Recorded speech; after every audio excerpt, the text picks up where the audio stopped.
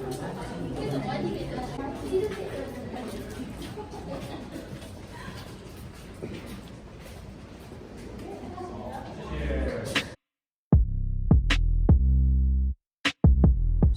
next we're going to explain, how we actually connect the FeverCam hub with the computer.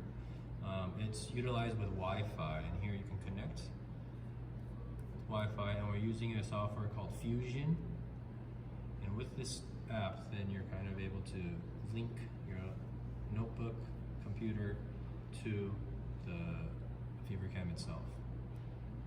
Here we find it, we identified it, and now we clicked it. And now you actually see all few of us here in the video in the back. The video, so Fusion is used to just connect with the camera itself, and for actually the monitoring system and to kind of change the camera settings as well as for the video recording, we utilize another software called T-Guard, and that's what we have here. And so here we have the camera actually pointed at us, and you guys can actually see us recording. And next we're going to go through kind of the different settings. So we just connected the FeverCam to the notebook via Fusion Guard, and now we just started the application T-Guard. Once it's linked, then it connects and we're able to see the visual as well as the temperature. Now I'm going to show that this has 3 temperature visual settings. The first one is just your regular optical with the temperatures on the top.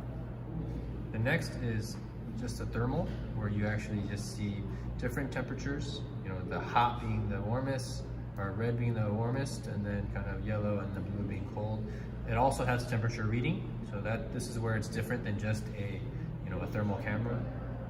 Lastly, we have a Vision Plus Thermal, which is the image, the optical image with the thermal image placed on top of each other. And that kind of gives you an interesting perspective, because that also gives you the actual degrees as well. Again, here there's a lot of settings that you can play with. I won't go into too much detail, but here we just reset it so that lowered the temperature so that it would alarm, show here that it did alert. And so this does need to be calibrated during the setup. Typically your environment also changes, so whenever that happens, or if you need to move the camera itself, you need to recalibrate that as well. And calibration just means measuring the temperature of either the individual or the object, and matching that with kind of what the sensor is doing as well. And so that's kind of the how easy it is to use and how automatic it is to use. Next, we're going to show 3 features of the T-Guard software as well as the camera that you guys can use.